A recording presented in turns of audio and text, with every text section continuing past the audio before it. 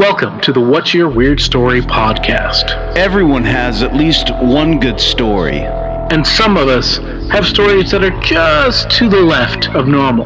We're interested in the ones that push the boundaries of what we can perceive. Stories that defy explanations. Stories with an air of mystery.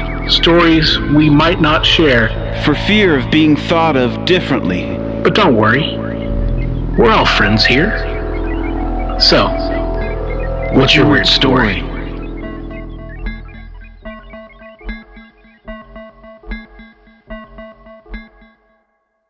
Hello, Weirdsville. How are you doing? It's me, Adam Beebe, one of your hosts, and with me, as always, is Barry Johnston, my homie, my buddy, my compadre, my compatriot, my companion.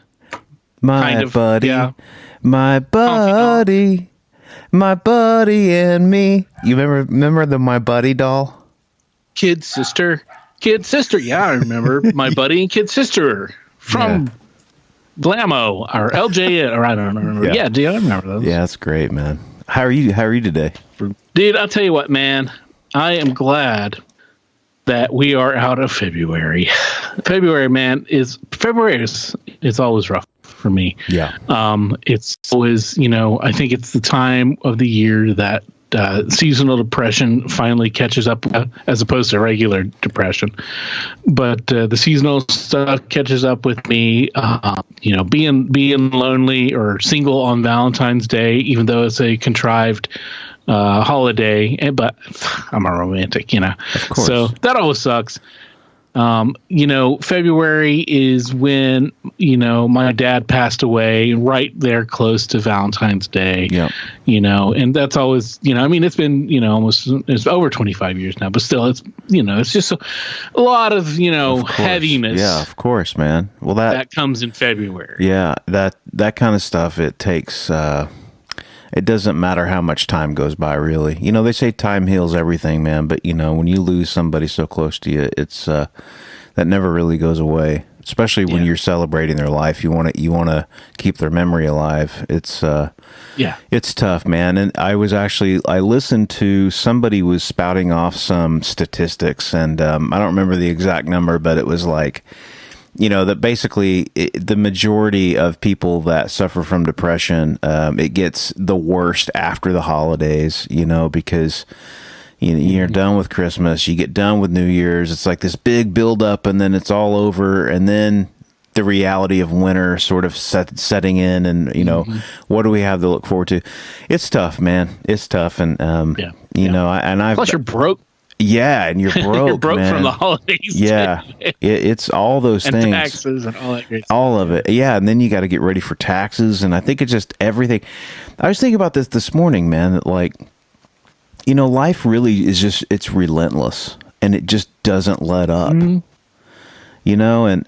And we're humans, and so we have to deal with these things in order to make it through, and. I also have my bouts also with depression. As far as I know, all of my relatives, at least on my dad's side, have suffered with it. And it's not until recently that it's been okay to kind of address. I know mine goes in my family as well, but it's something that, you can recognize and you can deal with as much as you possibly can. Right. There's all different kinds of routes, the good ways, therapy or medication, as opposed to self-medication, which is not a good way. Let me ask you this. So, so say you're feeling down, right? You're going into one of these sort of slumps, and so when you recognize that it's happening to you, what do you do? What is your coping mechanism? Like, what is it that helps you sort of get through that? Do you have anything that I've got several things that I do. One thing is, definitely talking to friends. So, to you, and I've got a couple of, I've got some beautiful and amazing friends out there. Yeah.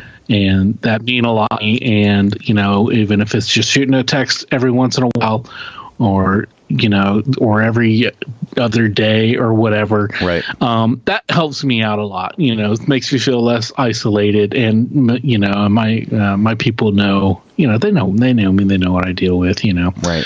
I try to do art. When I can, but sometimes it's difficult to do that even. Right. And that's another kind of that spurs on some kind of depression as well, is because like this is the thing that I'm here to do, and that I believe and everything about me is that I'm an artist and I do this stuff. But I mean, I have my other creative outlets like this. Right. And I'm going to be 100% honest with you and with everybody listening that doing this podcast has been so rewarding for me, for just connecting with people, new people, and with and old friends.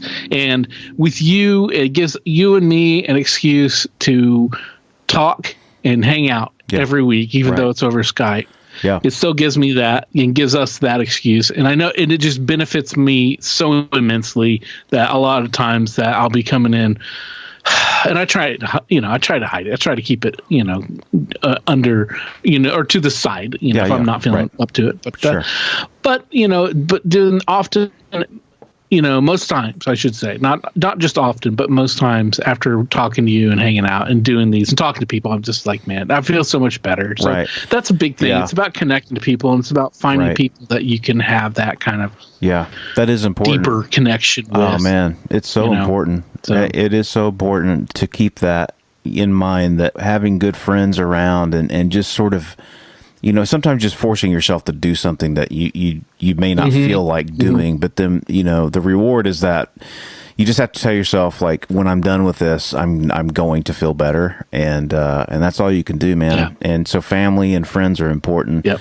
Just be there for one another. And if you know somebody out there that is having a tough time, reach out to them, man. Just, shoot them a quick text and, maybe send a joke their way. That can go a long way.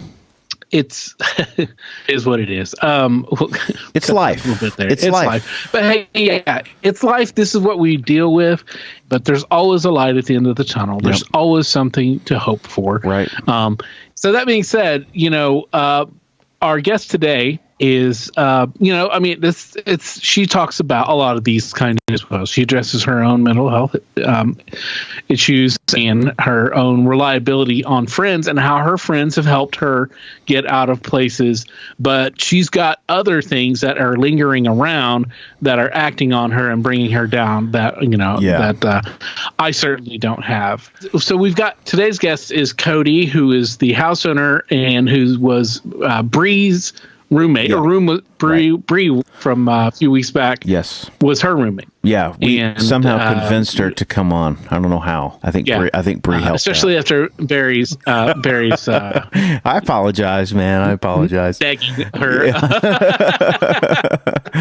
Yeah, it was. Codi was a great guest. We sat down. We had an off where we both weren't working. We sat down with Codi, and we had a long conversation. And man, she's been through a bunch with not just this house, but some other stuff. Yeah. And it's fantastic, and it's a great story. And she's a cool chick. And can I still say that in 2020? You're gonna offend somebody, but I don't care. I do apologize. I do offend someone by saying that, but she's cool. And Barry is also a cool chick. So there. Oh, thanks. Since we're stumbling on our words as we typically do, leading into the introduction, hey, Codi, thank you for joining us. What's your weird story? It all seemed to start after my divorce. I mean, I've always had sort of experiences throughout my life, like things that I didn't even realize were experiences. Like every night I always felt like a hand on my leg or my torso or whatever, just on my covers, just kind of like soothing it. So I figured out that was my great-grandmother. But she doesn't really come around much anymore, which is okay. But after my divorce, I was living in this apartment, come to find out that a lot of other people had experiences in as well. And I think the first thing that I really remember was I had gotten a cat right before my divorce. And he is somewhere around here. His name is Sunny. He was very special to me. And I was cat sitting for my friend as well. So I came home, opened the door, trying to find where they are because they're normally coming right to me. So I go into the kitchen and I hear them meowing, and I'm like, okay, where are they? And I listen around and I open the pantry door. Bunny comes running out, and the other cat was stuck behind the hot water heater. So I had to get a blanket and put it down and get her up. Yeah. And that was a very specific thing to me, was to keep that pantry closed because I had the cat. I never had it open. So for it to somehow come open, have them go in and shut it, I know I didn't do that. Mm-hmm. Yeah. That happened. And a couple times after, he would be in there some days. One time that really scared me, when I was alone, was I came home to the cats in the kitchen, and the oven was on and open. And like, my cats couldn't do that. It was like an old school. Yeah. Wow. Spin and turn, Right. and they could have opened it. Terrifying. It was terrifying. The water was like almost to the point of boiling when it came out of the faucet. It was nuts. Yeah. It was Wow. I was so scared. So scared at that point. I think I actually left right after that. I was like, I can't. Nope. I'm done. I don't blame you. Yeah. It was scary. But then, like, things would. I've always had a problem with things just going missing. Mm-hmm. You lay it down, turn around, it's gone. And then things falling, noises happening, problems with the TV all the time there. All the time. It got to the point where I would get so pissed. I didn't want to watch it anymore. I'm like, okay, I'm just going to go read a book now. Like, I'm done. So what would the TV do? Would it skip channels or snow or what? It would turn off. Okay. It would turn off. Turn it on, it would turn off. And I'd be mid-show, turn off.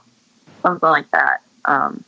The one thing that was really creepy to me as well is I had my son and my boyfriend at the time were downstairs in the living room.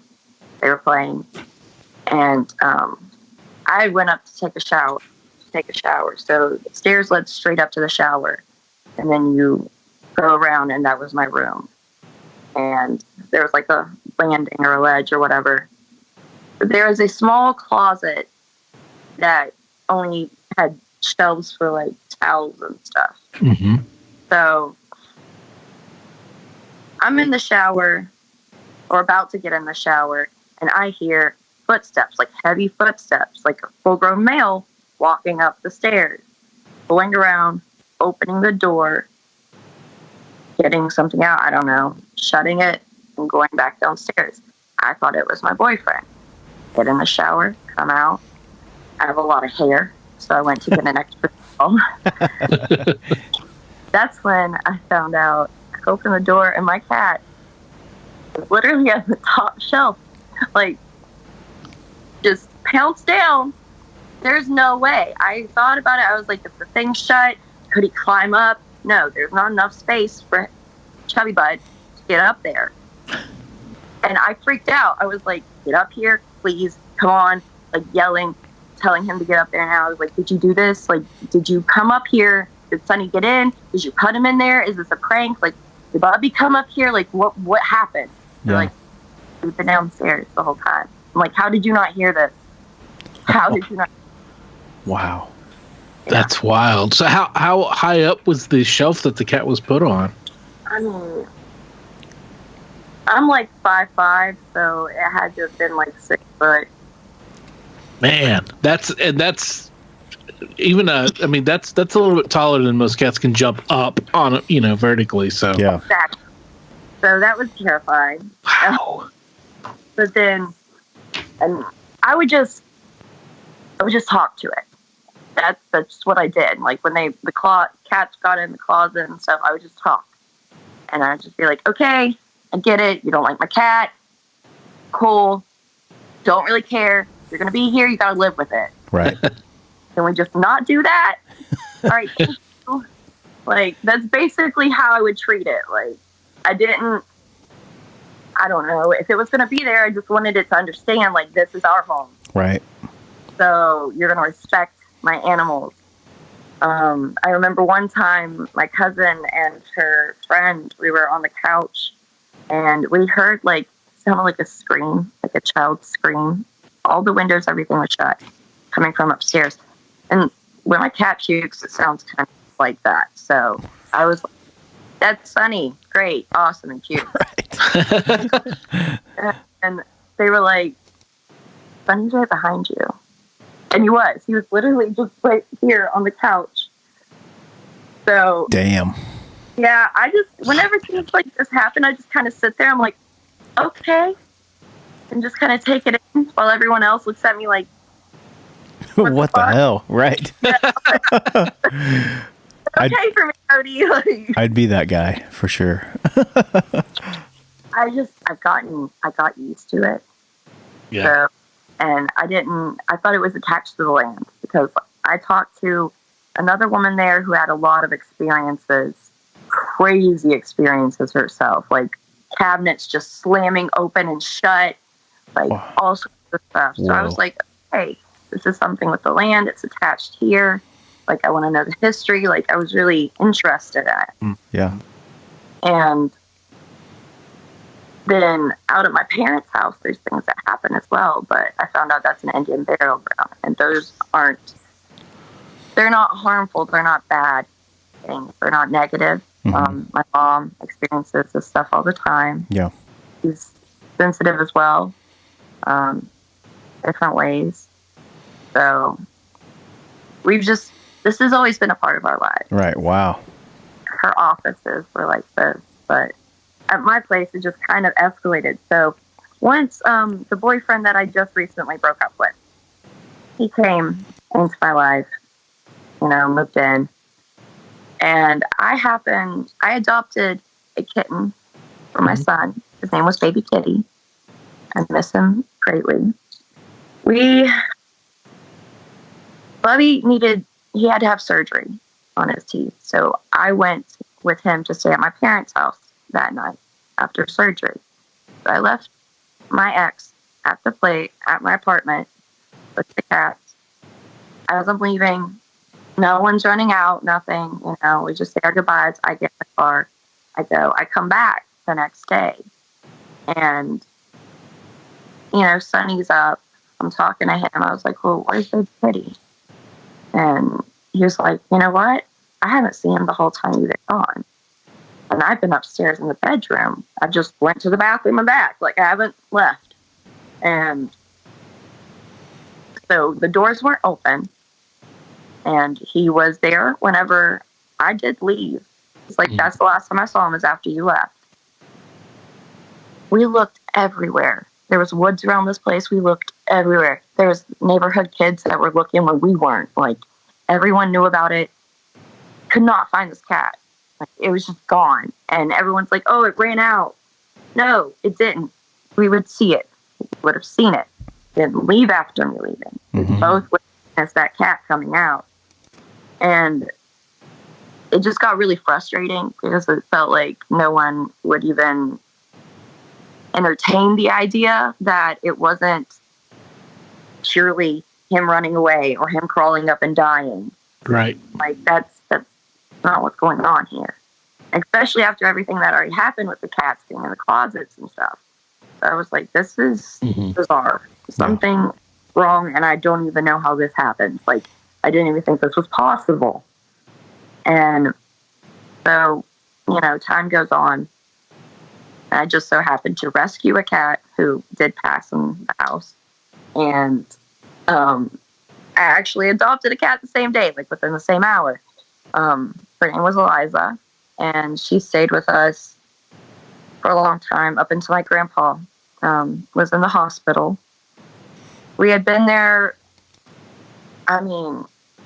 almost for like 3 days at the hospital. And And so this was the first time we came home. Well, I mean, like, he had come home, fed the cats and stuff, but the first time we had came to stay the night. Mm-hmm. And we get there, and she liked to hide in my closet and sleep in there. She would just come out whenever she was ready. So we're there for a while, and that's just what I'm thinking, is she's just in the closet sleeping. She wasn't. She never came out. I never found her. Same thing happened. Wow. No one, like the door's locked, everything. Wow. The only person who had a key was my landlord, but I'm like, I don't think my landlord's coming in here snatching my cat. Right. You know, if that happened, then that's a weird story in itself. But for real. And I mean, I did see a shadow cat there once, and that was like, I'm not proud to say I jumped up like a little girl on the bed, and I called my mom. Like, Mom, I just saw this. She's like, yeah, okay.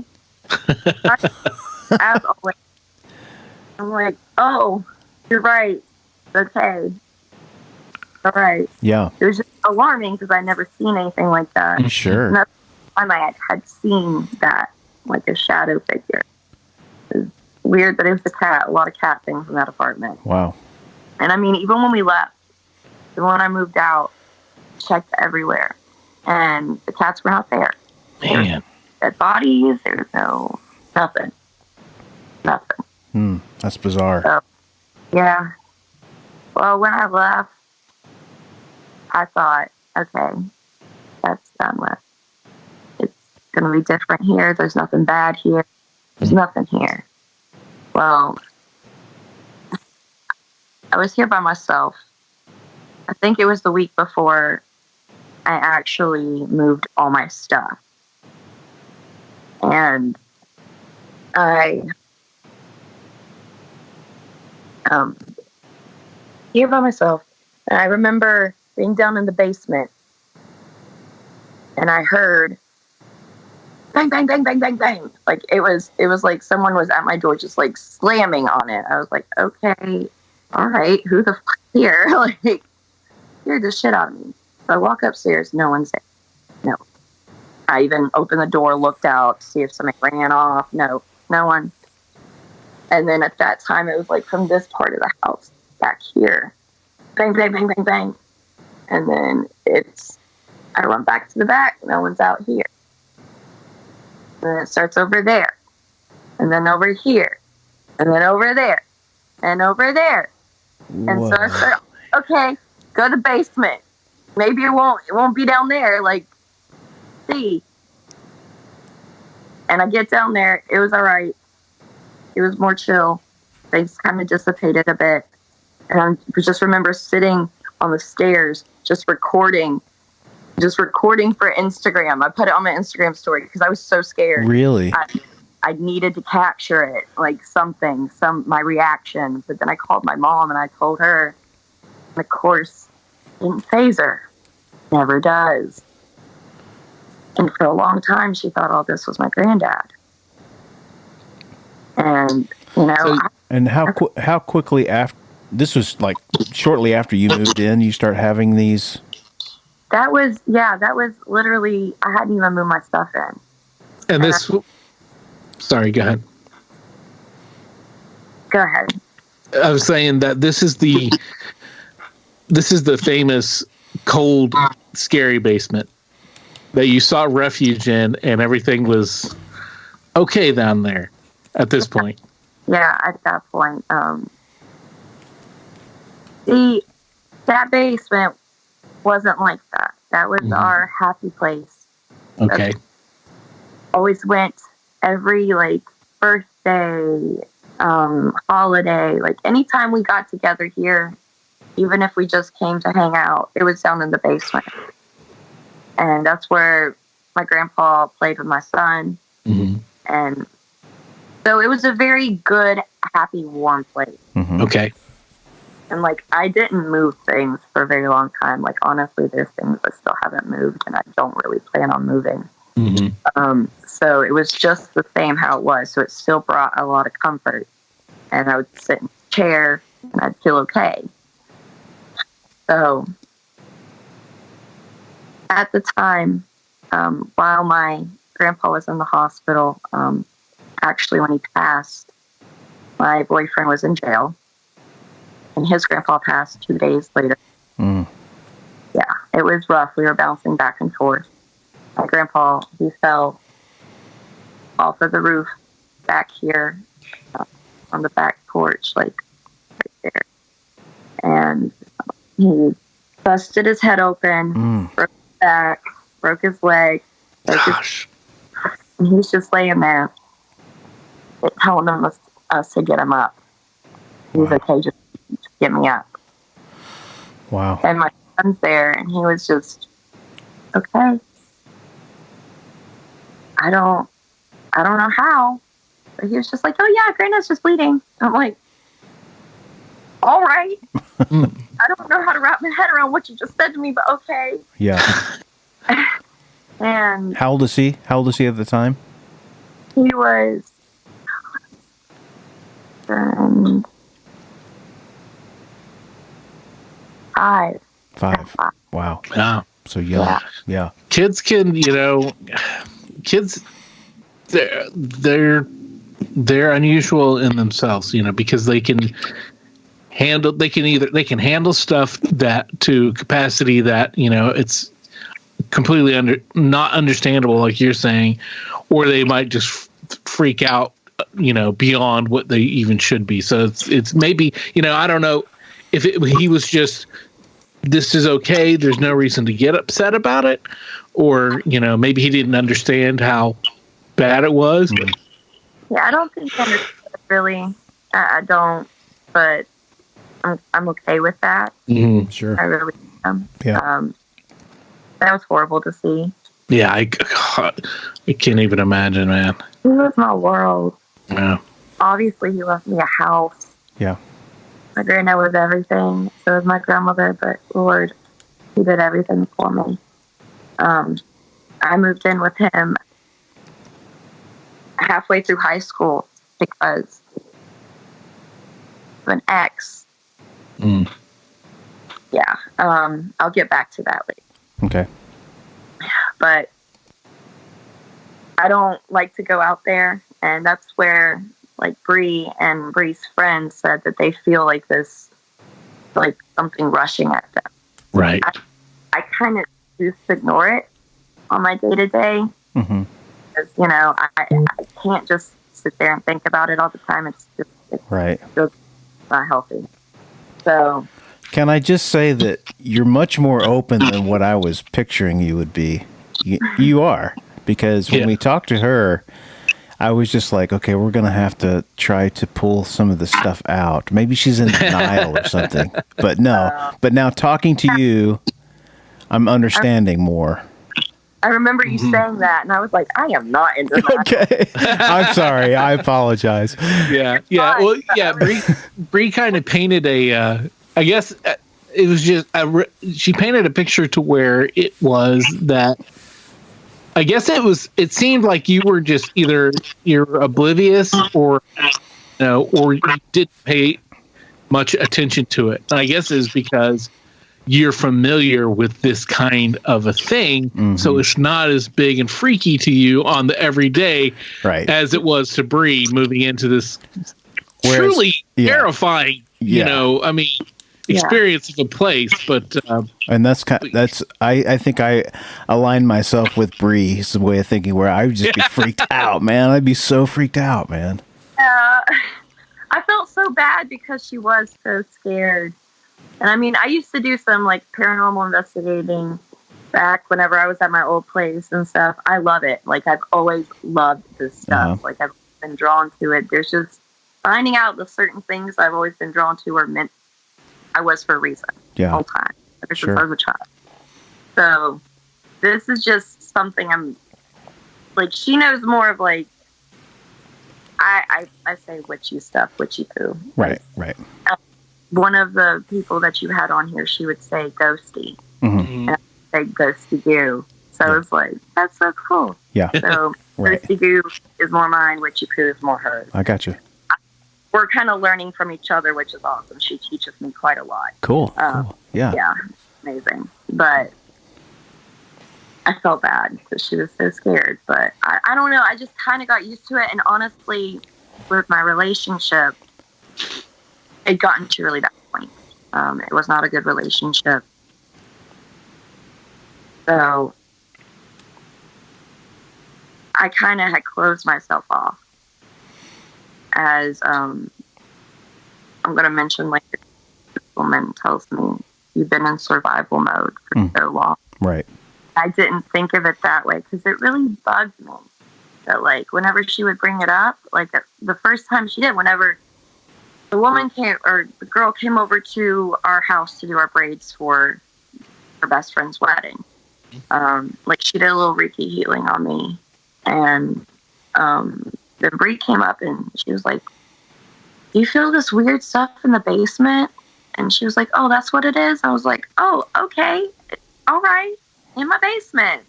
Something weird. Right. What? Where have I? Right. And I didn't realize I had become that closed off to it. Gotcha. Because with him, he had just kind of made me shut down. Yeah. And that's natural. I mean, unfortunately, when you're in a situation like that, you know, it causes you to, I guess different people react to situations differently, of course, but it can do a number on you. And you know, you need time to evaluate your surroundings and where you fit in that. And that's, I get that. Yeah. I'm still getting it back. Doing better than I thought I would, though. Good. So, but he was the one who saw the shadow people. Okay. So he had things going on where he thought that it was his mind just making this stuff up. Mm-hmm. But it would always happen in the same place. It was always right. Okay, so my bedroom's right over there.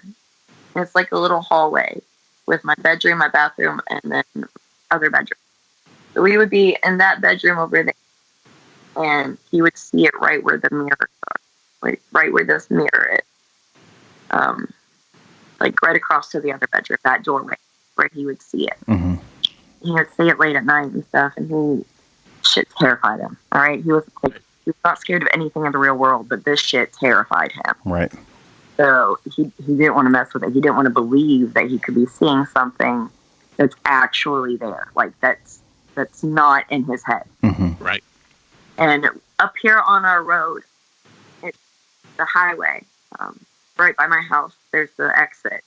Right before you get off the exit, he would always see this like shadow man on the side of the road. Oh, really? Yeah, he would get terrified. Absolutely terrified. Like, I see him, he's there. I'm like, okay, you keep thinking it's in your head. It's obviously not. Like, if you're seeing this person at the same spot, no matter what state you were in, mm-hmm. that's something else. Right.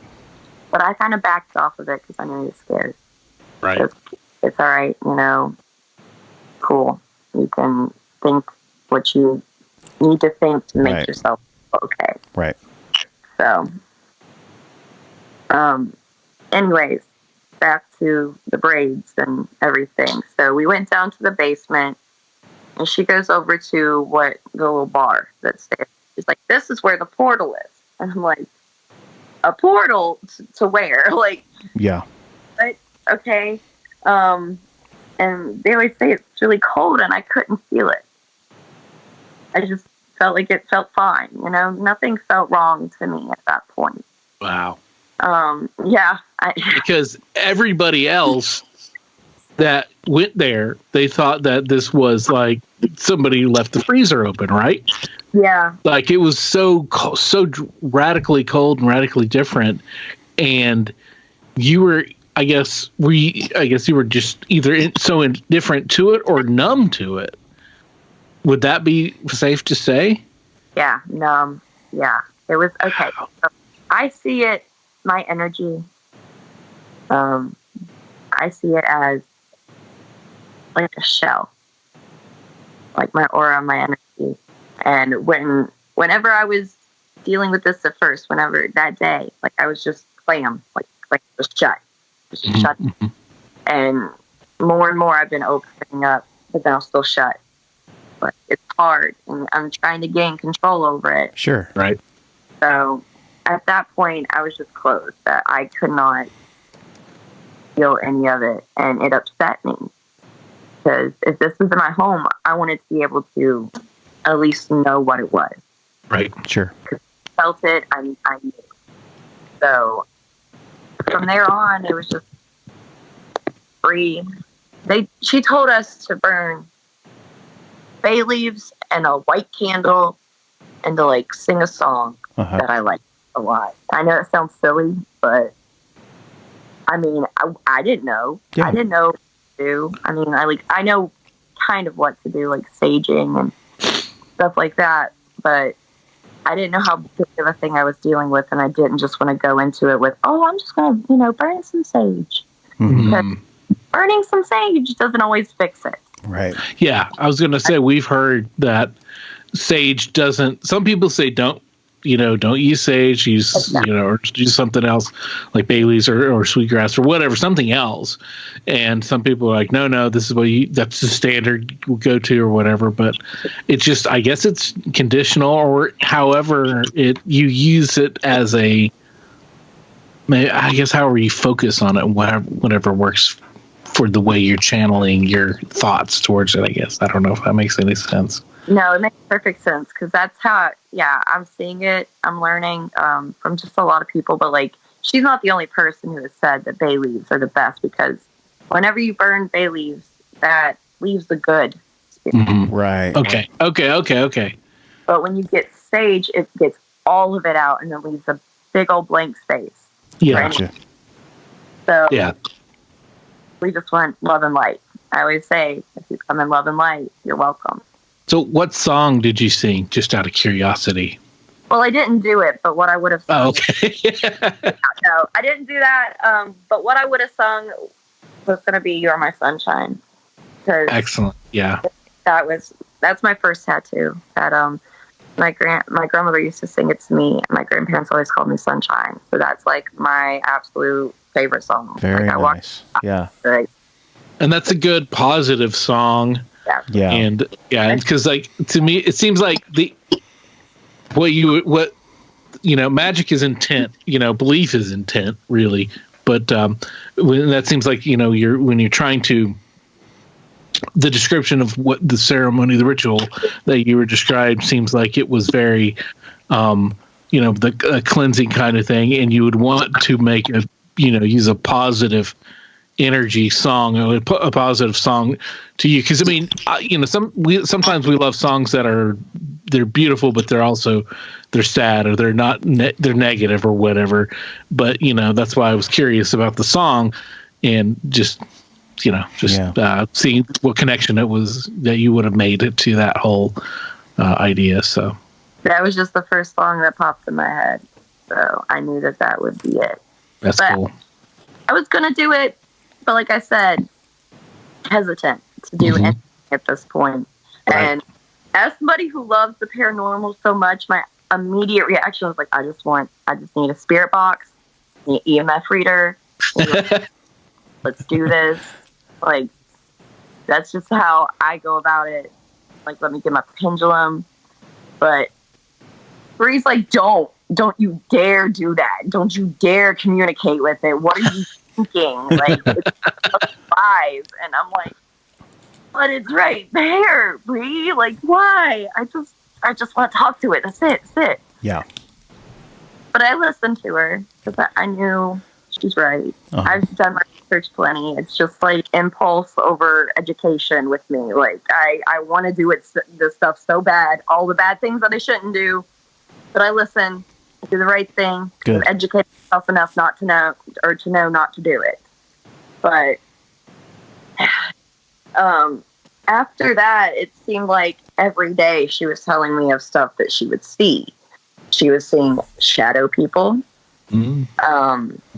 She was seeing them out of her eye, like the corner of her eye, and she kept saying, "It's running from me. It's running from me." I'm like, okay. I'm not sure about that, but okay. And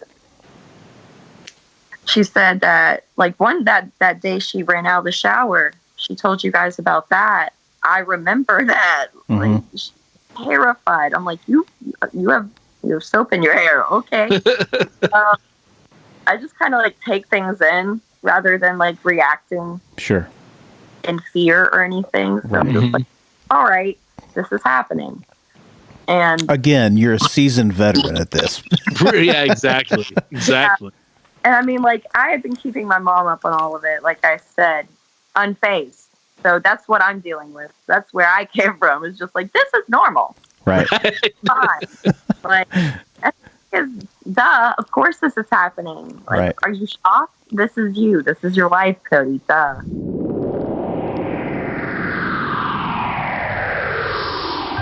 Hey, that's a nice t-shirt you got on there. Oh, thanks, dude. It's brand new. Do you like that? It's one of the official What's Your Weird Story t-shirts. Where'd you get that? It's funny that you ask. I just got it off the brand new Spreadshirt.com site for the What's Your Weird Story podcast. There's no www. You just go straight to shop.spreadshirt.com/what's without the apostrophe WHATS hyphen YER-WEIRD-STORY, and that'll take you right there. I mean, you can never own enough clothing. Well, it's true, Barry. There's t-shirts for the ladies because, you know, they're cut differently. There's hoodies, which are really cool. There's two different kinds of hoodies, and there's also tote bags, so you can tote your stuff. That's so cool, man. So if you guys go out to spreadshirt.com, What's Your Weird Story, currently there are 2 designs, but there will be more going up very soon. So just keep your eyes out for that. And if you decide to get one of our shirts, tag yourself on Instagram to ours or Facebook. Show your love. Show us what you got. Let's see your true colors. A quick question. Another quick question. Because you were immune to the cold change of the basement. You didn't feel that the coldness in the basement. What about the kitchen? Because we hear all the stories that, you know, Bree was talking about with the kitchen and the food rotting and all of that stuff. Yeah. I guess I didn't really feel it too much, but I think maybe subconsciously, I was avoiding it. Mm-hmm. And I didn't really go down to the basement much either. I just kind of stayed up here. You know, I don't know. I didn't feel anything off, or if I did, I didn't acknowledge it. I mean, there was one time that the cat got in the base, or got put in the garage, and see, I was like, if this thing followed me, followed me, I swear. And then at my parents' house, I said everything's good there. Well, I had a experience with a growl that scared the shit out of me. So I was like, okay, what if this thing is following me? And I was starting to think that, but you know, I just didn't want to believe it, honestly, because I didn't have the time. I was, like I said, I was in that relationship. I was working. I'm a mom, you know, so it was something that I didn't want to acknowledge. I didn't want to deal with at that time. Right. And right.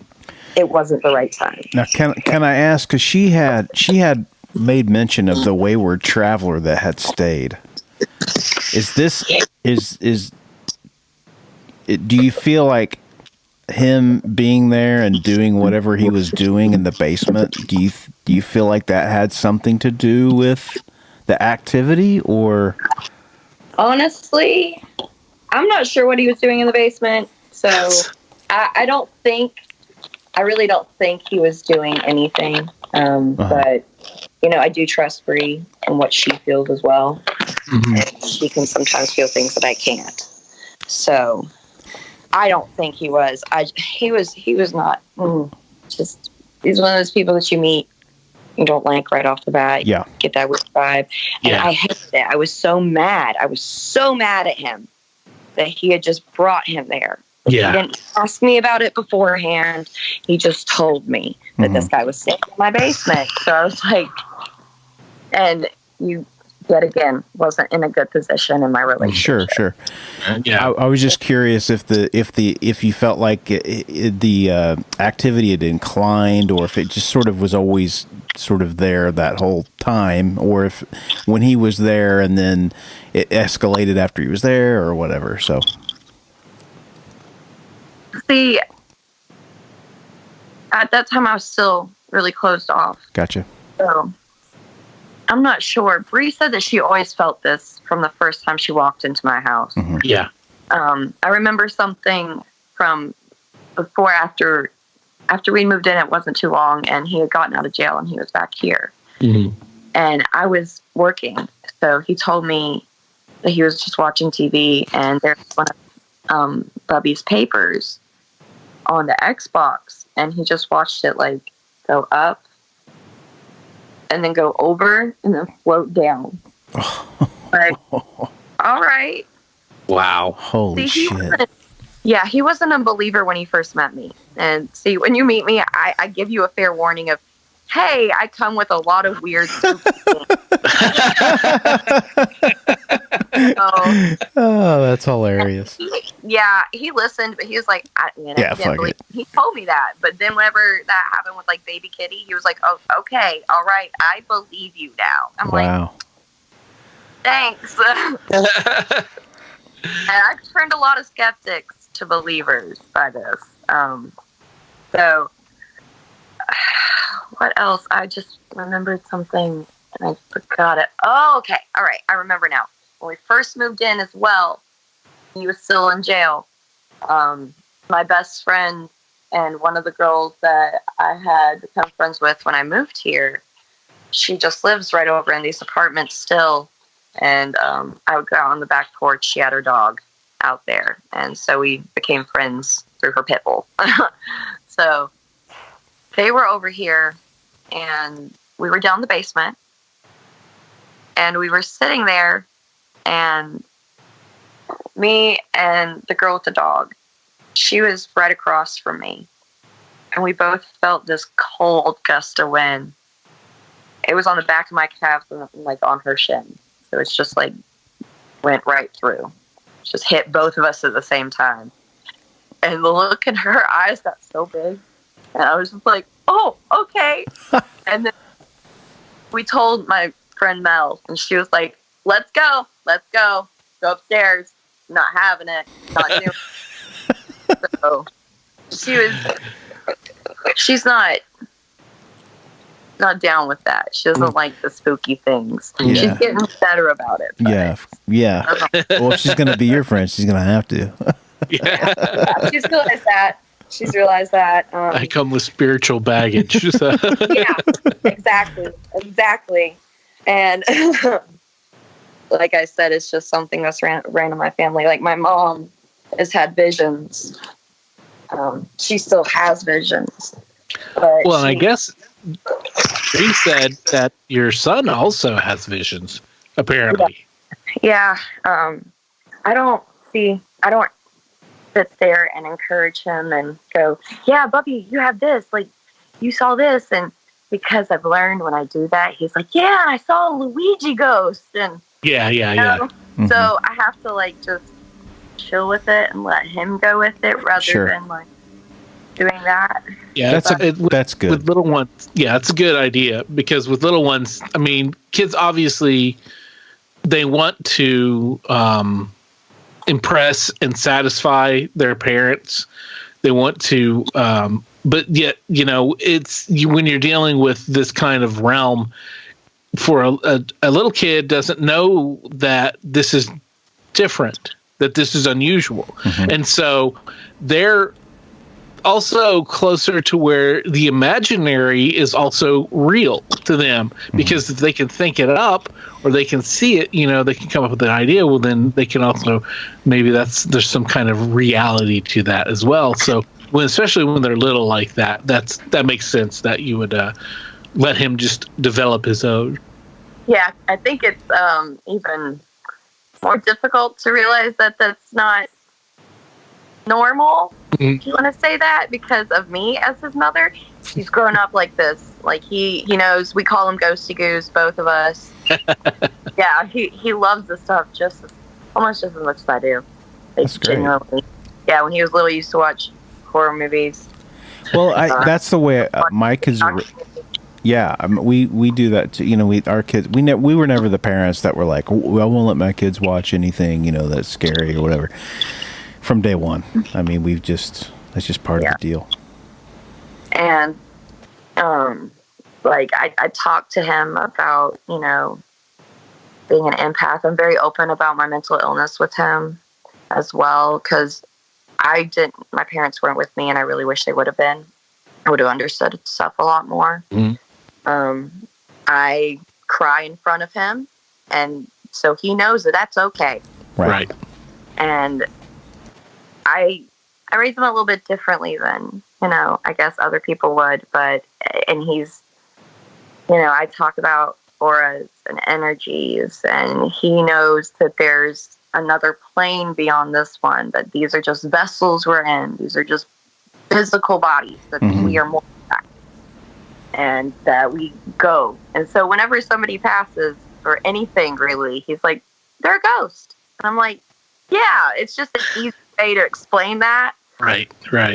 So, but he gets it, and that helps him feel better. Yeah. Right. And that would also, seems to me that would be a way to help him cope with loss, you know, because that's one of the things that when people pass, you know, regardless of, you know, if you believe or not in an afterlife or something of that, when, you know, it's still the loss that, you know, is so hurtful and that on us that, you know, for a little kid, you know, I guess big kids too, believing that, you know, there is this thing that helps with the loss. So, yeah. I find the more that I'm open about death and talk about death with him, he takes it easier. Mm-hmm. And that's my ultimate goal, is because I'm still on my death acceptance journey, and I just would love for him to be there before I ever was, you know. It's easier for him, because grief has rocked my world so much throughout my life. Sure. Mm-hmm. And if I can make that a little bit easier on him, then I'll be okay. And I just so he understands that this is just something that happens. Yeah. But that's good parenting, in my opinion. So absolutely. Well, because you see people that don't do that. You see people that don't let their kids go to funerals and stuff like that. And in my opinion, and I mean, my opinion doesn't mean shit, but all you're doing is you're delaying the inevitable. And if anything, as they get older, you know, when they learn there is a cycle to life, it can be a little bit more difficult for them to swallow and understand. Mm-hmm. Where at a young age, you're able to grow with it, and it's just a natural part of your life, you know? Yeah. And see, he didn't go to my granddad's funeral. Honestly, I feel like that was mostly because I couldn't have handled that. Mm-hmm. And I couldn't. Of course. Yeah. Taken him and been okay. Sure. So, and he was a bit younger then, but he actually went to his first funeral Monday. And he didn't want to see the body. And I was like, that's fine. Sure. Yeah. We went up to look at the photos, and I just shielded him as he walked past and everything. Yeah. And we sat in the next room. We didn't sit in there. He was okay. That was okay. Yeah. It was just, it's a learning experience, I guess, in a way. Sure. So now he knows what to expect. And, you know, I'm excited to show him that that's not the only way it's done. Yeah. I want to be a mortician and to do things differently. Mm-hmm. I don't know if you watch on YouTube, there's Ask a Mortician. Okay. That channel. I'm intrigued. Yeah. Her name's Caitlin, and she has books, and I've read both of them, and they have changed my life. She's amazing. So that I would love to be able to do things like she is doing. Yeah. But anyways, so Bubby also, he's very empathic. which he gets from me. It runs in my family. It's my grandmother, my mom, me, him. So I can tell he's going to be powerful. Like he already is. And he's just like a white ball of light. And I adore it. But he said in the basement, ironically, we were staying down there because we have a house that's pretty big and we have 2 people. So if we want to stay in that room, we're going to stay in that room tonight, you know? Yeah. We can do that. Mm-hmm. We're used to living in a small apartment. So coming here has just kind of been like, what do I do? But Yeah. And he said he woke up in the middle of the night and he looked over and on the floor was this like ball or circle of light. And he said it freaked him out. And so he went back to sleep. I was like, well, if you were scared, why didn't you wake me up? He was just like, he didn't really have an answer for that. He was just like, I just went back to sleep. It's fine. I'm like, okay. I thought that was incredible, honestly. Sure. And before that, he was probably about 3, 4. We were at my best friend's house who was there with the gust of wind happened. And her little girl was there with him. And we're upstairs in her bedroom. Bubs he just says, did you see that? And we're like, what do you mean? He's like, green. And we're like, what do you mean green? He's like, green went out the window. And he explained a little bit more in his like, small child talk is that some like green mass like just floated out the window. And yeah, we were like, she was shocked. I really wasn't shocked. Yet again, I wasn't shocked. And I was like, that's beautiful. Like that was a positive thing. And she realized that too. She was amazed. It was incredible. And her daughters had some moments like that, except way more scary. Okay. So, but okay. So we jump back to Bree being here, telling me about the shadow people, everything like that.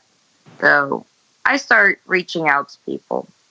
So I happen to have a lot of people like this in my life. Like our friend whose wife heard the voice. We talked to her. And then I talked to a couple of my other witch friends. Witchy poos. And then her friend that had the wedding, witchy poos. I mean, incredible, powerful, amazing women. Oh my goodness, like her and her grandma. Holy crap. And they all kind of were coming to the same thing of there's a portal, like it ranged from there's this many, there's that. Oh, wow. But there's at least one portal and there's something attached to me. Okay. Like I had been suspecting all these years. Like I had tried to reach out to paranormal groups when I was at the old apartment when the cat went missing.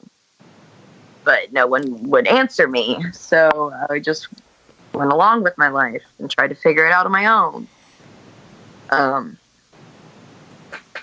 But after that, things got a little bit weirder. Just the more that they would say, the more things made sense. Like her friend that had the wedding, she said something about an older woman being attached to me. That it could be one of my memento moris. I have a lot of dead people's things. I collect them, like vintage stuff, old pictures, jewelry. I have a lot that aren't even my relatives that my friends have given me. So for our listeners at home, you all described that you've got quite a bit of on each wrist. You've got quite a bit of bracelets, and you've got quite a few rings on as well. And and also a ring around your neck. So you do have a lot of, of jewelry that more than the a casual jewelry. I guess that's just, as far as your style, and that's cool. But also you have this great bluish green hair that is really fantastic. It's great. So it's fantastic. First thing I said when we opened up the Skype was, I like your hair color. So. So she said it could be attached to that. And Bree, coming back from her wedding, she kept saying that she saw this like gray hair in the rearview mirror. And I was like, okay, well, that could be that. I haven't really heard much about this woman. I don't know. I think she might have left. I don't know at this point. Like, there was so much that everyone was saying. And I didn't know where to start or what to do. They were telling us to do stuff. And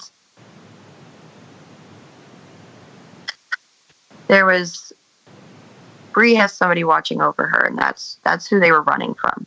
Mm. I don't want to go into too much detail because that's her business. Okay. But that what is watching over her also said to our friend's wife, they had been on the phone. I was asleep. Bree was going to go downstairs and do the whole, bay leaves thing for me. Just do it herself. Mm-hmm. She had been talking to them. I think that's when she heard through the phone the like, hello, I know you hear me. Something like that. Yeah. Mm-hmm. So that night she shot up from her bed and called Bree, told her not to do it, that it knew and it was going to hurt her. She told me later that she saw her being dragged, like being thrown and dragged. And she said, in her words, dragged to hell. Mm. And wow. Yeah, and that whatever's watching over her, over Bree, said, if he gets her, I can't save her. Damn. I'm getting cold because all this just makes sense when I go through it. Damn. That's crazy. So you're people need to understand that if they've lost track of where we're at, you've come from a difficult space in your life, and now you have new people that are in the home or that have been in the home, and they're telling you all this stuff. So now you're sort of just piecing it all together. Even now you're piecing it together. So that's amazing. So do you feel that, so now that the Bree has someone watching over her, and that this is what's repelling whatever the things that are around you, or was this some kind of a catalyst that like is why she noticed all these things and that why it seemed to ramp up? No. Okay. She's gifted. She's very powerful. Okay. She might not realize how powerful she is, but she is. Yeah. And getting cold chills again. What's watching over her chooses to be with her. Okay. So, and it was just protecting her. So, and I was very happy to know that because I hated it. I hated, like, it's not that I wanted her to leave. Mm-hmm. Because, still to say I miss her being here. Of course. I really do. But I just wanted her to be safe. Of course. And Yeah. that's the thing, like, you must have this sense of responsibility on your shoulders whenever it comes to that, especially if somebody is very sympathetic and sensitive to that kind of stuff. I'm just assuming that that's the way that you probably feel. Yeah. And I was feeling that, and then I was still getting the psychological attacks, which I had realized at that point with Bree telling me that that's what it was. Looking back, that I had been having that even before the breakup. Right. I would wake up and I would be so angry and so sad, and I would feel like all my friends hated me secretly, and they would talk to me to my face and then go behind my back and call me a crybaby and stuff, because I'm an empath and I have not learned how to keep my shit together too well. So I feel deeply. Yeah. There's a lot of reasons for that, but this is who I am. And so that really gets to me sometimes. And that, it's like at night, I explain this to my child the easiest way, because he was like, you have nightmares. He was listening to Breeze. And I was like, well, it wasn't necessarily like that. And so I had to explain it to him. It's like, it was just sitting there whispering in my ear while I was sleeping. Oh, man. And it had taken that thing, that fear of mine, and turned it. But the thing is, I knew reality. I knew that my friends weren't doing that. I knew my friends loved me and still do, for exactly how I am and who I am. So I just had to keep reminding myself of that. And I would cry, and it just got worse as things went on. And then after that, let me see. Okay, so everything was crazy, but nothing had gotten physical. I was having these psychological attacks, but I found whenever my animals were with me, I was okay. Like, even if just Sunny was in there, I was okay. So he slept with me every night from a certain point on. I didn't have to make sure he was in there. He was sure he was in there. And he's my protector. They all are, but he is special. He's my protector. Okay, so it was about, I can't remember what day it was, honestly.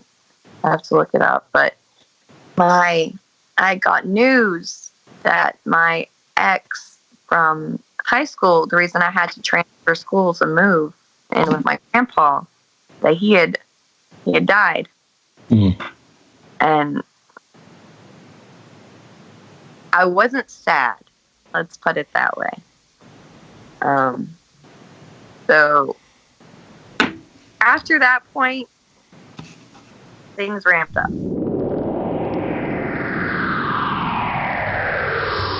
Hey Barry. Yeah. Have you ever seen a goat sucker? What? Goat sucker, chupacabra. Oh, yeah. Yeah. Have you ever seen one of those? I haven't seen one personally, but I've heard about them. Yeah, me too. If anybody's got a goat sucking story, if you got a goat sucker story, we want to hear it. If you got a Bigfoot story, we want to hear it. If you got a Loch Ness Monster story, or a Lake Champlain story, or Ogo Pogo story, or an Oingo Boingo story, that was an 80s band. Anyway, you got a weird cryptid story, we want to hear it. I didn't even know what a cryptid was, man. Yeah, dude, cryptids. They're like the animals that haven't been necessarily proven by science. They're the ones on the edge. They're not necessarily known animals, but they're known animals. We don't have the bodies or anything like that. So they're kind of like half myth, half story, based in reality, but still in that weird mystery area that we don't know about yet. Cryptids are fun.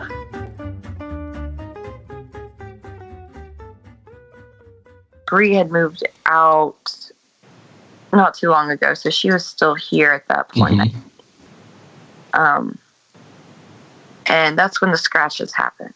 And it was all like at the same time. I was here, my friend was here, and she was here. And I remember me and my friend were like on my bed, and I looked down, and he's got 3 scratches like right on his arm, and they were so close together, but like my cat hadn't even touched it. So, and my cat doesn't scratch. It like just doesn't do that. He's a very sweet animal. So, and they had like they broke the skin. Like they were bloody. Like this was wow. This wasn't just like a little tiny nothing. Like it looked like it. At least on me, it would have left the scar because I saw it pretty easily. And then I looked down and I had a scratch on me. And I was really concerned over his. And he was like, "Oh, it's the ghost." Ooh. I'm like, "Yeah, yes.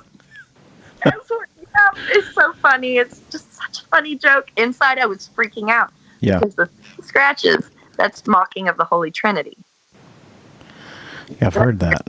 Out of me. I was Wow. like, this is good. This is on a level. This is why I didn't do anything. I didn't want to go in there and do this and do that because I didn't want to piss it off. Right. Because I didn't know if any of this was actually going to do anything, and I didn't want to just go in there blindly and piss it off. I have my son here.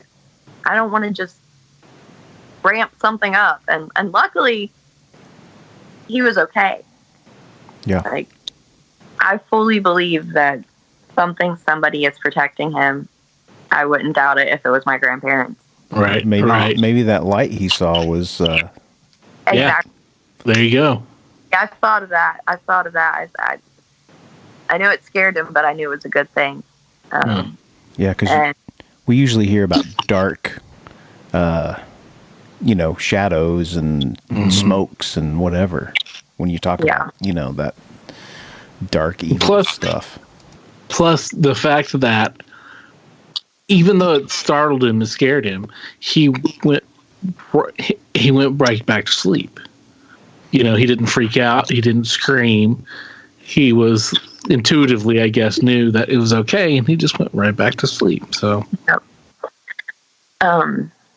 But whenever we came out of the bedroom, I was just like, "Hey," I told her, I was like, "I've got 3 scratches. I've got a scratch." She's like, "I have 3 scratches." She had one on her stomach, directly down, and then on her hips, like something got from behind, and was like pulling on her.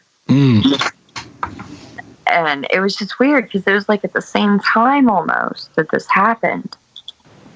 And, I didn't want to scare her. I didn't want to scare him. So I was just like, I'm just going to keep this little, mocking of the Holy Trinity thing to myself for a minute. Right. And so I think it was the next day I was at work and I pulled it up, took a screenshot and sent it to her of like a little explanation. And she almost shut herself. She was scared, so freaked out. And I was like, yeah, I just didn't want to tell you this, that night. So there you go. Wow. So she talked to my friend again, or our friend again, and everything. But and then I don't know. That was something big that happened, and the feelings. I had started to open up to the feelings a lot more when I was here by myself. I felt like the things that she did. Like I experienced the animals just dead stare. I had to pull my dog's face, just turn him to me, and he did not want to look at me. Wow. He was dead set. And I pay a lot of attention to their body language. Sure. With all this going on. So, but I have a sectional that I'm sitting on, and I was laying on this other side. And it's always right in the middle. I have like this foyer, and then the dining room, and then here's the living room. It's like right in the middle of all that. Like just this intersection, just right here. You just stare at me all damn day. So really, yeah. And when it was just me, I don't know if this is just depression or what, but it was just like a weight was on me. Yeah. And I didn't want to do anything. I felt drained. I just wanted to lay around. And so I just started staying in the bedroom when I was alone. Because you felt uncomfortable in that area of the house. Golly. And I mean, she felt uncomfortable in my bedroom, Mm-hmm. but I felt contained. I've always liked small spaces, Right. so I felt contained. I felt better. Yeah. Out here, I could constantly feel it, just staring at me all the time. Like I didn't even want to go into the kitchen, terrified. I don't want to go anywhere near the basement, terrified. Like I'm starting to feel this Damn. stuff. So now it's pushing you into part of the house, or whatever. It's taking over if it's the same thing. Yes. Damn. So at this point, after Bree got an apartment, so she moves out, Mm-hmm. and my other friend, her grandma passed, so I was with her for a few days, and me and my son spent the night over at her house the day of the funeral. And I woke up and I had taken him to school. I came back. I fell asleep on her couch, and she had put the couch together. So me and my son when we were sleeping together, we weren't touching each other at all. So I am just by myself on a soft couch with stuffed animals and pillows and blankets. That's it. Mm-hmm. My phone's not even by me. And so I come back, I go to sleep for a little bit. She wakes me up. She's got to go to work. I'm going to take her to work. I need to take a shower. So I go upstairs and I go use the bathroom. I look down on my leg, and I have, on the inside of my knee, I have this massive bruise. And on my thigh, I had a huge, it was like a fist. It was like a grown man fist had punched me. Holy shit. I'm Jeez. I have these pictures I can send you. Nuts. And I yelled for her. I was like, do you see this? She's like, yeah. She's like, did you run anything? I was like, they're new. I woke up with these. Oh my God. And she's like, oh. And see, all my friends know about this. Yeah. Right. Does. So she knew exactly what it was. And then as the day progresses, more just slowly start showing up on me. And then as the next night I get more. I have pictures of them all. I went to work and I wore a dress because it was nice out for a change. Yeah. One day. Yeah. And I mean, I had people pulling me aside and asking me if everything was okay. Wow. And I'm fine. It's nothing in this realm. It's something I can't see. Oh, man. Holy shit. And, I always expect people to be like, what? You're crazy. No one. Never. Ever. Everyone's like, yeah, okay, I get it. I'm like, oh, okay, I'm not crazy, I guess. Wow. I was there for a long time. I thought I was. Oh, man. Send us those pictures, man. Yeah, definitely. Yeah. I will. They were bad. Those two really freaked me out. And that's when I definitely 100% understood that it was with me. Yeah. Mm-hmm. From the get-go, really. But now it's getting physical. It's more than physical. See, the first time I look back, the first time that it got physical, it was after he died. I think. No. I think it was before he died. Mm-hmm. And it was at work. And it felt like somebody took a pin and poked me. Okay, because I have in my right shoulder blade, I have a pinched nerve from gymnastics and stuff. Well, I remember being on the phone. I'm in the middle of a phone call, and my left shoulder blade started tingling like that one does. And then it felt like I said, someone just poked me with a needle. And I was like, what the fuck? So I mute the phone. I'm like, please hold, mute the phone. And I'm like, grabbed my friend. I was like, look down my shirt right now.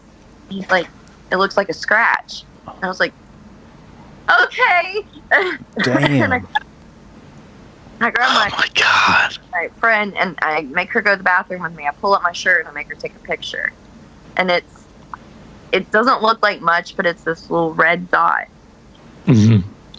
There's absolutely nothing. There was nothing in my shirt. Nothing. There's nothing. Wow. So I went back to the desk, and my friend's like, it's okay. I started crying. Oh, man. When it gets physical with you, you kind of really feel helpless. Yeah. Yeah. Point with my bruises, I was just so astonished that it was so severe, and I didn't even wake up. You know what I mean? I was just like, at that point, I'd also just kind of accepted it. Right. And that kind of sounds shitty, but I mean, I didn't know what to do. I'd even tried to go to the church to get some holy water. He just wouldn't stop talking about how I needed to believe in Jesus or whoever to have this water work. I'm like, so if that's how it works, I can go get water from the store and believe. Right. You know? Right. But I'm not trying to disrespect anybody out there. This is just my experience. Sure. And my experiences made me a little bit bitter, I'll admit. Yeah. Understandable, honestly. I mean, you go asking for help and you're not getting it. You're being told that, well, it's almost like, well, this is all because you're doing, this is all your fault. This is all because you're doing this and you're not doing XYZ or whatever. And that's not help. That's like, that's casting stones. That's not what should have been done. Yeah. So it's unfortunate. I mean, I even hung up on him because he just wouldn't stop talking to listen to me. And I'm like, okay, I'm done with this conversation. So, okay, back to the point with the bruises. This really wasn't that long ago.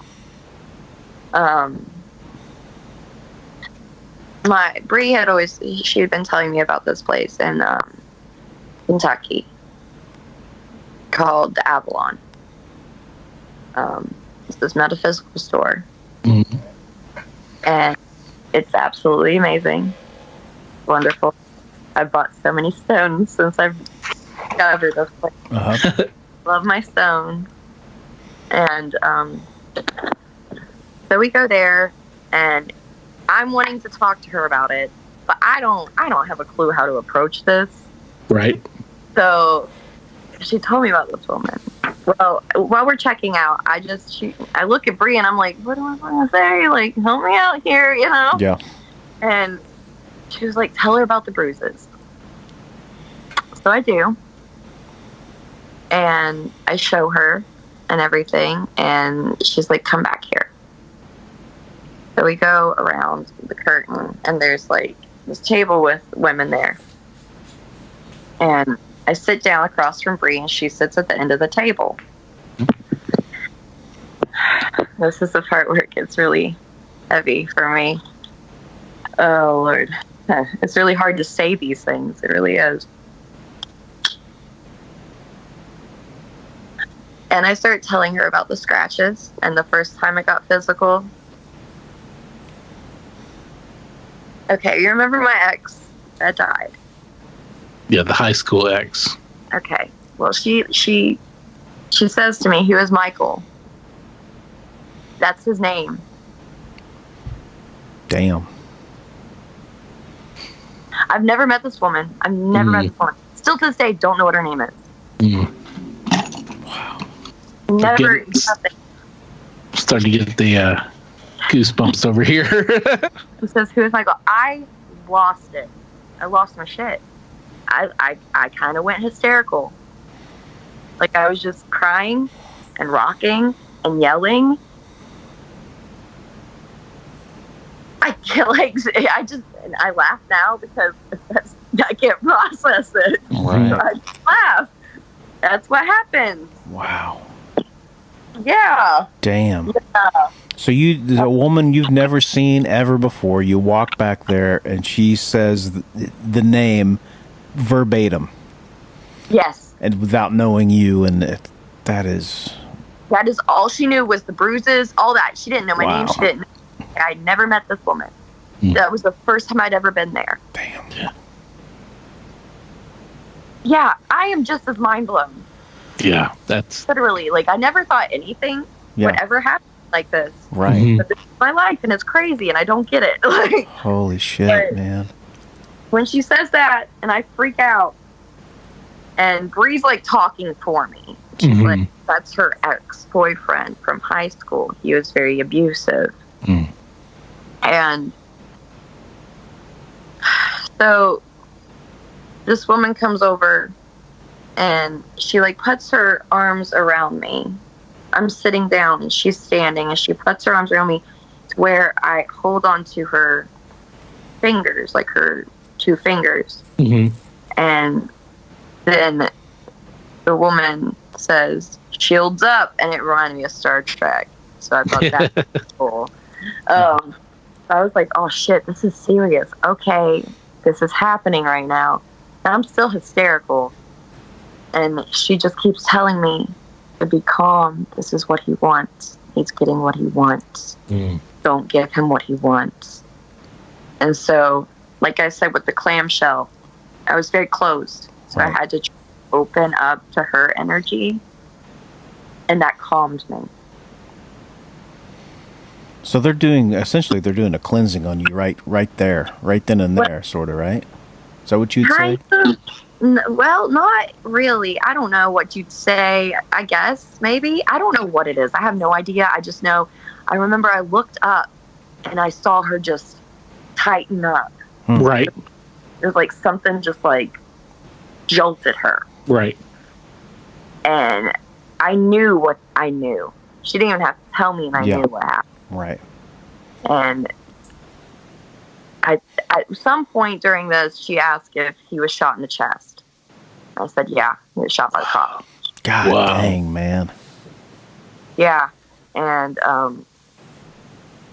then she said, what do you want to say to him?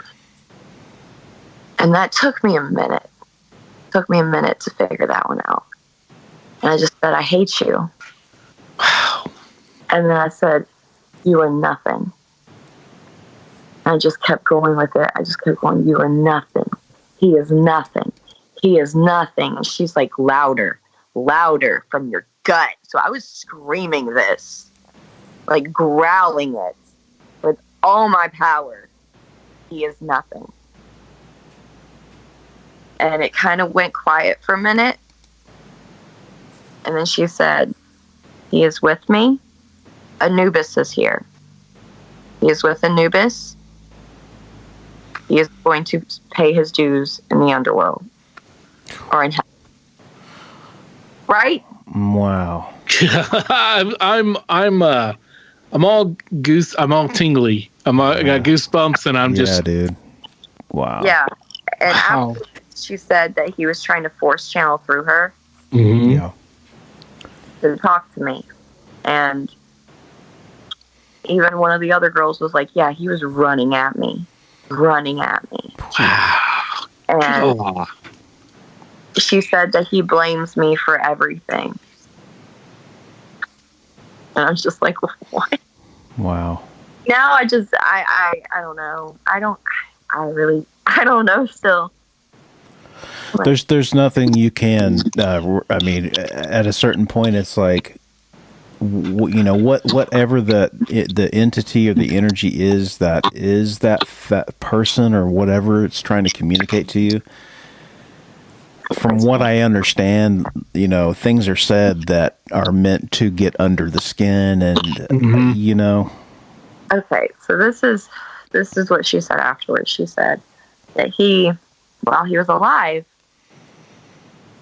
he had welcomed something into him, a demon he had called upon. Oh, I totally believe 110% from knowing him. She said he wanted power, he wanted money, he wanted sex. And that is so much like him. He didn't want to work for it, but he wanted it. So he's going to get it some way. Right. And that she said that he was inner, like, just kind of swapping with the demon. Like, swapping his body. Wow. Basically. Just, like, renting it out. Oh, man. God. And also sending things out to me. And it makes sense. Because that all happened after the divorce. Ethan, my ex-husband, his father owns a karate studio. Well, Michael went to that karate studio. Mm. And they live like this, just right beside each other. Mm-hmm. So the first time I rolled up to that house, I was with his whole family, and I just hysterically laughed and hid behind the house and smoked a cigarette because I was so terrified. I was so scared. Right. Yeah. So scared. I've lived in fear for 10 years of my life from this guy. Oh, man. Like, he changed my whole life. Yeah. He rocked my family. It was everything. But So this is not a good person to start with, and now he's sort of in cahoots with some dark forces. That's a recipe for disaster. Yeah. After he died, he fully just went attached to me. Wow. Jeez. Yeah. And one of the women across the table, I think it was the one shielding me actually, she said, "You have something of his." And I was like, "What? What the fuck? What? No, I don't." And then I was like, "Oh, shit." I mean, it was just a few weeks before this, before we went there. It's in this room. There was a jewelry box in a box that I hadn't seen for a good year. I just hadn't looked in it. Had photo frames in there. I just didn't think about it. So I looked in there, and I have the jewelry box over here. It's an old one, and it just has like a few things in it. It's not much. It's not like it's packed full of stuff. And it had this little charm.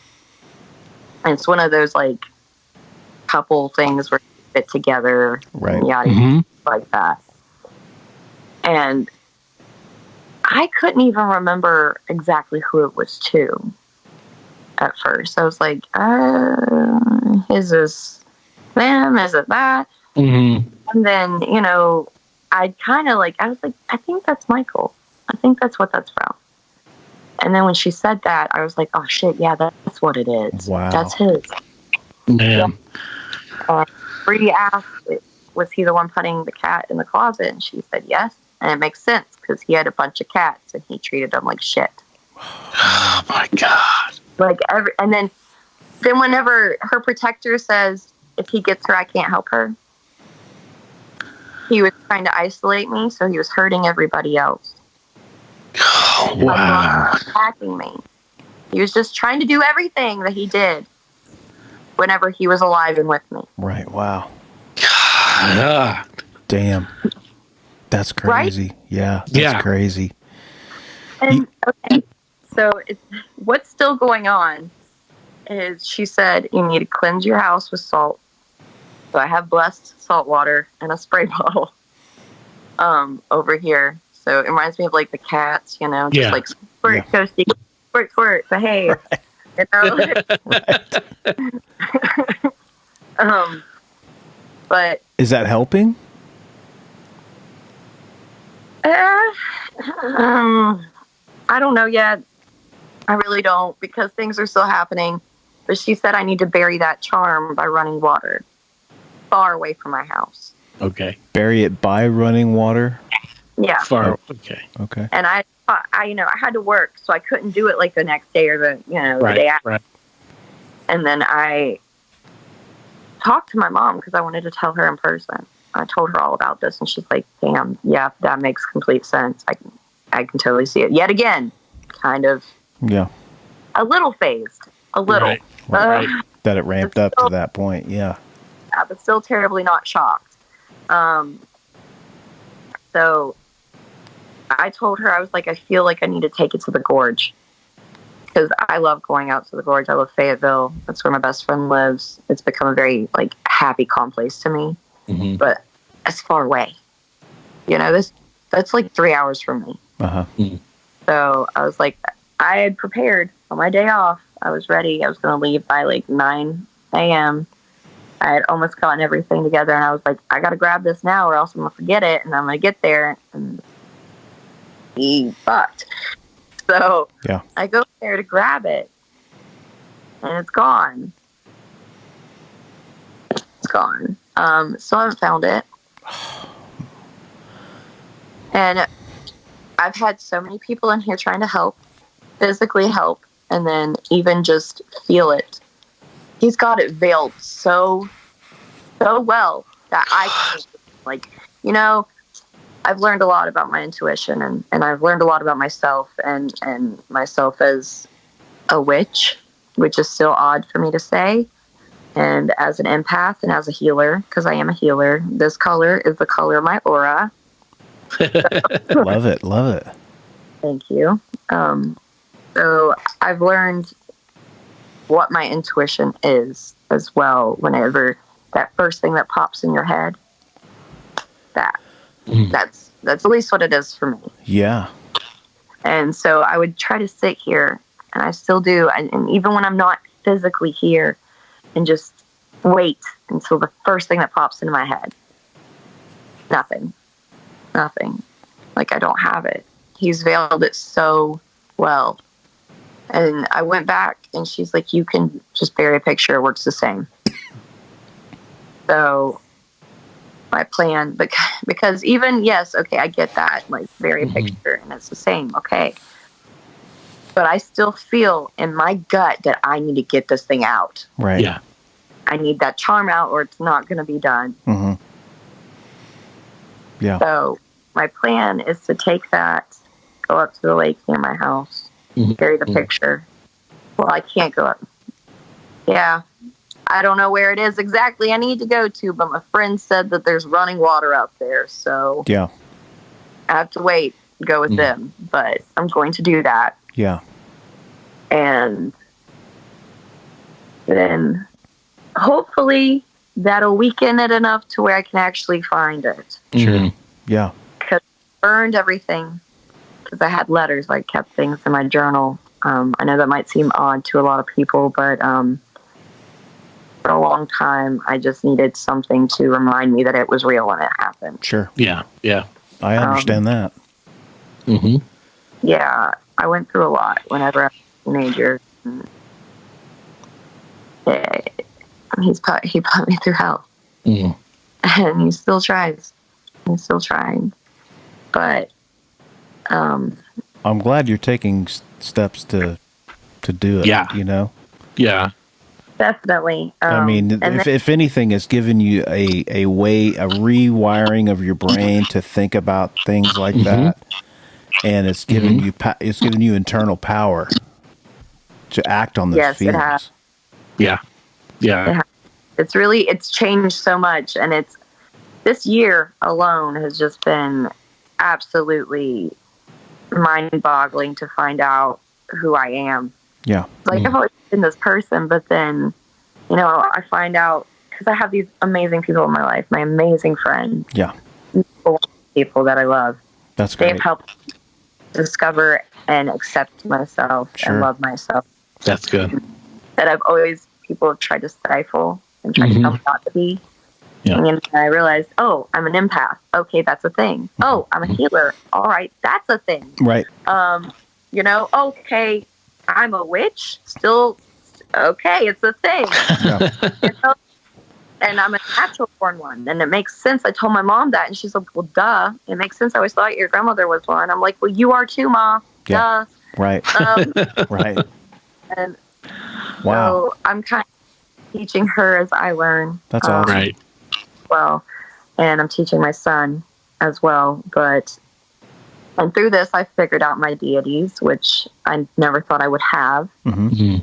With Anubis coming, that really made so much sense, because ever since I was a child, I was always drawn to the Egyptian deities.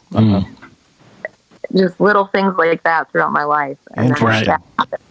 Yeah, and I just kept thinking, I'm like, because most people that I know, their deities are mostly like Norse, like and Odin and stuff like that. So, and that's cool. I just never kind of like really clicked with that. Right. And so whenever he showed up, I was like, that makes so much sense. Yeah. I think I figured this out. Wow. And so I'm learning about them. That's like my thing. Yeah. I want to learn everything. and I need to as well. And I'm excited to see. Well, because with the spirits, there's still something here. Mm-hmm. Like my stuff has been moved a lot. That's pretty much what's been happening mostly, is my things being moved. Like completely. Like there was downstairs in the basement, there was a shoe moved from the bedroom to the bottom of the stairs. Wow. Now, and you can tell when a dog's chewing on a shoe. Yeah. Thing was not. It was not. Wow. He didn't. And my pop was completely moved from here in the living room to the dining room table. I went down to the basement, came back up, and it was moved. I was like, okay, cool, all right. And then even just the other night, Bree and her friend were over here trying to figure it out because he's a clairvoyant. And even he said he couldn't see. Shrouded, could not see. Wow. And I came back home after taking them back to their apartment. And I have this like little porcelain clog. It's like a planter. You put like a little succulent in it or whatever. And it was up at the top of my cabinet, my chest in here with all my like antiques and stuff. Mm-hmm. On the top. And it's been there for months. My cat can't get to it. There's nothing that can bother it. And if it would have been bothered, it would have been bothered by now. Right. I come home and I'm getting water for the dog. And it's in the floor broken. Damn. And, yeah. I told Bree about it and she was like, okay, girl, that's crazy. Damn. And I'm like, why does it got to keep breaking my stuff and moving things? Like, yeah. But I know this stuff will always be with me. And I know I'm a healer, so I can help people hear, physical people. Mm-hmm. But I also think that there's a reason these things are drawn to me, and I don't think it's always bad. Mm-hmm. Right. And I think they might be wanting my help. Well, and that, just to have control over that, to be able to control that situation, it would be an amazing thing, So you learning how to do that is, I think, great. Have the physical attacks stopped? Yeah. I mean, okay. Before we left the Avalon, she gave me a hug. Mm-hmm. And she's like, I'm going to give you some energy, okay? And she did. It was beautiful. It's like, like radio waves, like the pictures they do with like the circle. That's how it felt. There was all different kinds of colors, but I remember purple especially. The next day, my bruises were gone. Wow. I woke up, they were gone. Damn. Wow. I know. I kept looking like all day. I was like, I'm okay. Maybe you were just tired. Like, no, they were gone. Damn. Wow. That's amazing. It is. It's absolutely amazing. I don't know, but she's actually talked about coming here because Bree always said that there was a little girl. And I was like, this is not a little girl, but I'm not going to say anything. Mm-hmm. And see, she appears differently. Even the lady at the salon, does she have blonde spiral curls? I see her with braids. Bree sees her with dark, straight hair. Or dark, wavy hair. Mm-hmm. And her friend said that she's like a conduit of sorts. Like, that she herself isn't necessarily evil. But then again, I don't know. I don't trust it. Mm-hmm. I don't trust it. And we'll see. They want to come here to try to get rid of everything. So you got to keep us in the loop. You got to let us know. Yeah, definitely. And if I find that charm, I will let you know, because I'm really hoping that it's just going to be one of those things where I go ahead and bury that thing and, it's right there. Yeah, right. There it is. That's what I'm hoping will happen. Sure. But if not, I hope I can find it. My mom actually reminded me last night of one of my granddad's like hiding spots that I totally forgot about. So I'm going to get the drill and get that up and see if it could possibly be there. Yeah. Man. Yeah. Okay. Yeah, you'll definitely have to let us know. Oh, man. I will. I will keep you updated. Wow. Cody, you have an amazing story. You have an amazing story. I'm so glad that you're doing better now. You seem like you're in a good spot. Yeah. It's turned around a lot. It was a lot lighter. Me and Bree shared a big old hug, and she was saying I was giving you strength. And I was like, I know, I felt it, and I couldn't have done it without you. Damn. She was like, it just feels lighter.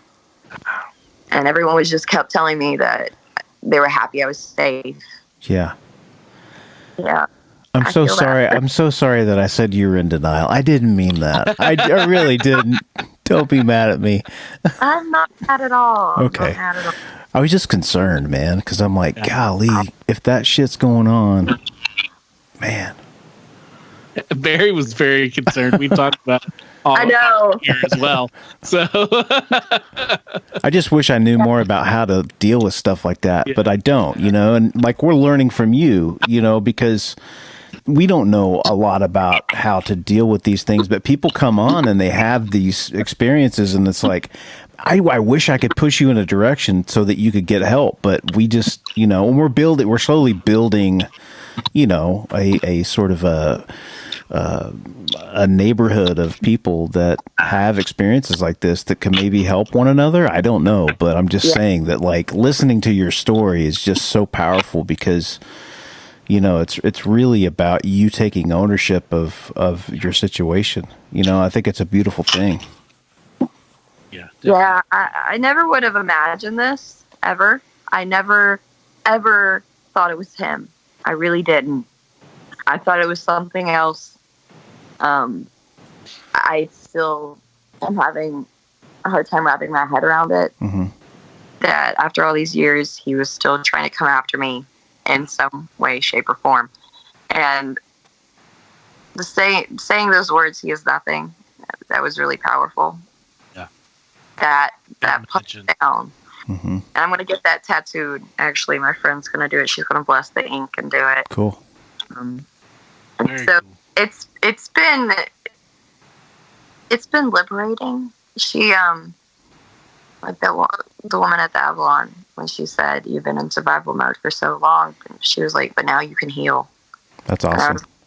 I was like, I thought I was okay. I thought I'd gotten over that, but I guess you're right.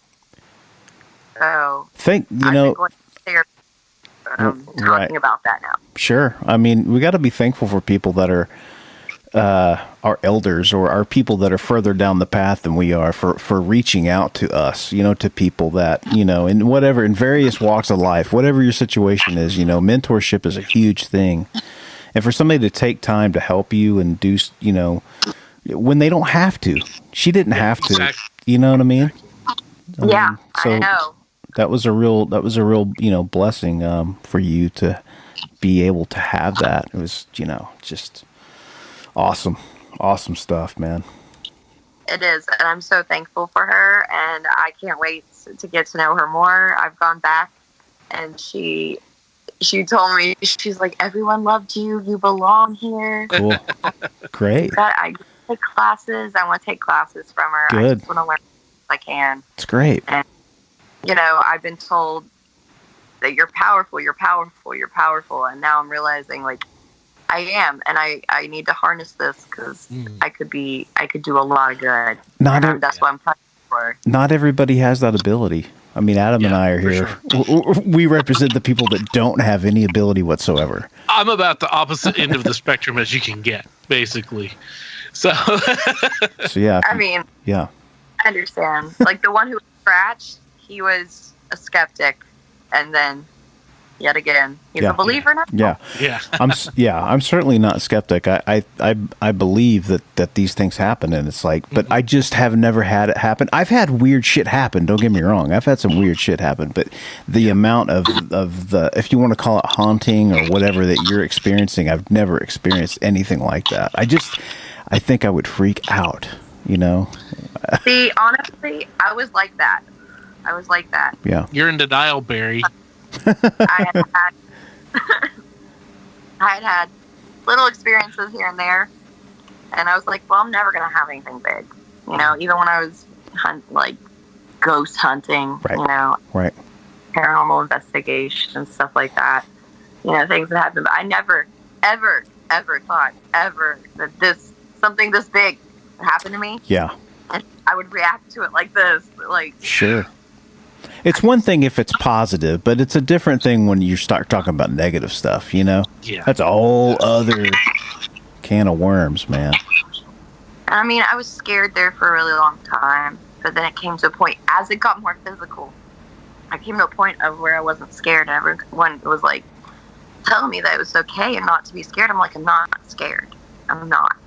Like, Yeah. I don't know why, but I'm just not. That's great. Not.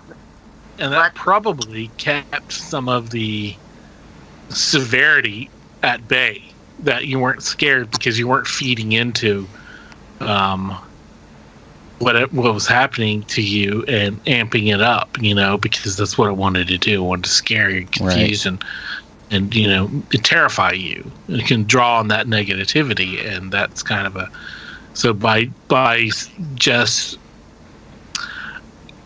ignoring it or accepting it, or just, you know, being whatever, indifferent, I suppose, to it, that, you know, that it's possible that it could have, you know, that could have been a type of shield, as you, if you will, or just something that, you know, kind of kept it at bay a little bit. Who knows? So Yeah. I certainly don't know. I mean, I knew I shouldn't be scared, so That's great. yeah, I tried to not be, and like I said, I was like, it can do whatever, just don't touch my child. Yeah. Yeah. If For sure. it happened, we were out of here. Absolutely. We would- Absolutely. And like, I tried to tell my dad about this, but he's more resistant. Mm-hmm. He's an empath as well. He recognizes but denies. You know what I mean? Right. And I mean, even me saying his name, he doesn't even like his name being said. So Right. I kind of pulled away from telling him. Sure. But it's just because he's scared by it, and I understand that. Sure. He doesn't get it like me and my mom do. Yeah. Yeah. For sure. So.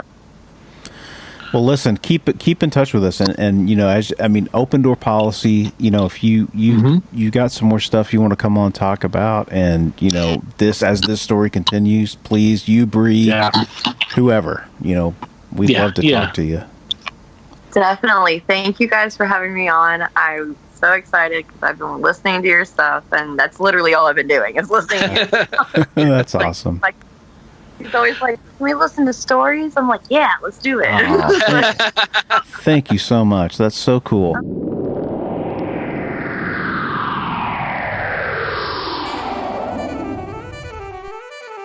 Hey everybody, you're listening to the What's Your Weird Story podcast. You probably knew that already because you're listening or downloaded to the episode off of your iTunes or your Spotify or whatever place you get your podcast from. We want to thank you for listening. We also want to remind you to like us, follow us, subscribe to us, make sure that you get your new podcast episode every week. We'd also like to ask you to rate and review so that we can grow our audience and we can have more friends, we can have more stories. So thanks for listening to What's Your Weird Story.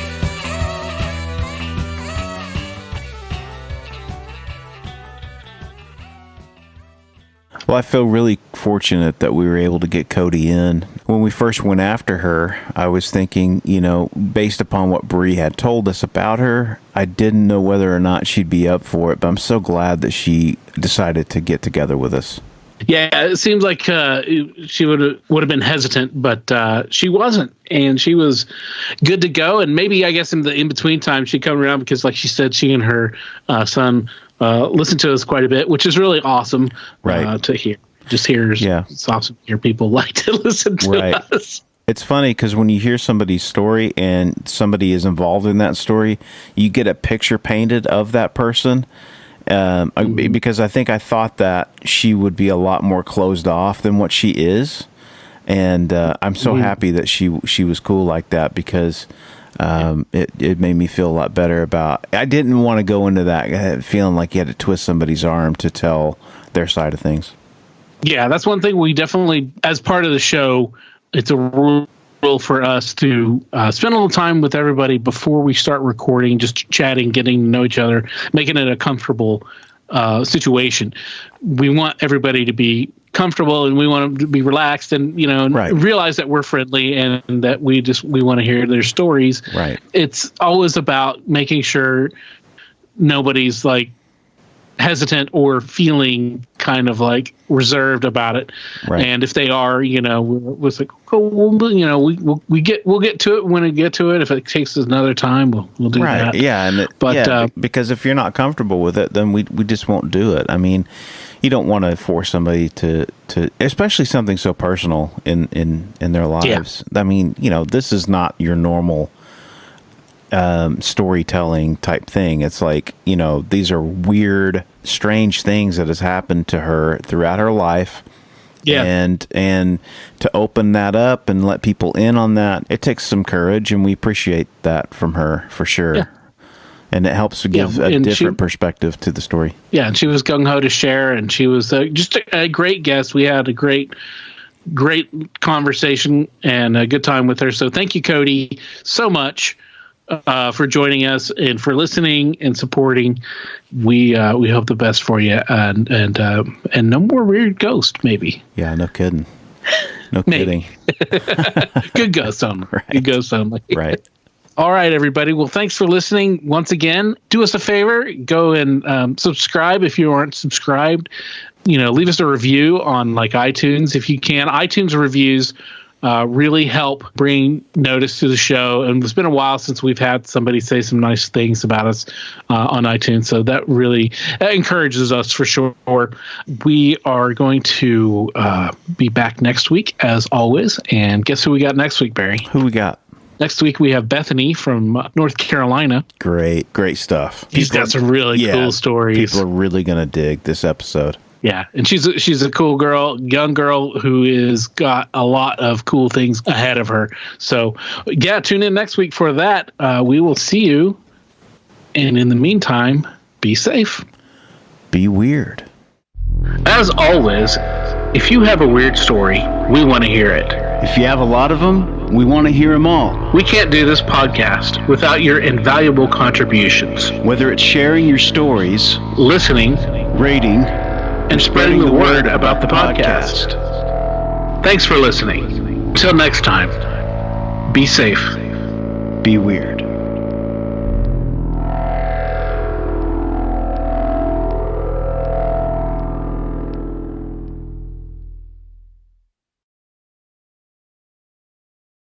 The stories presented on the What's Your Weird Story podcast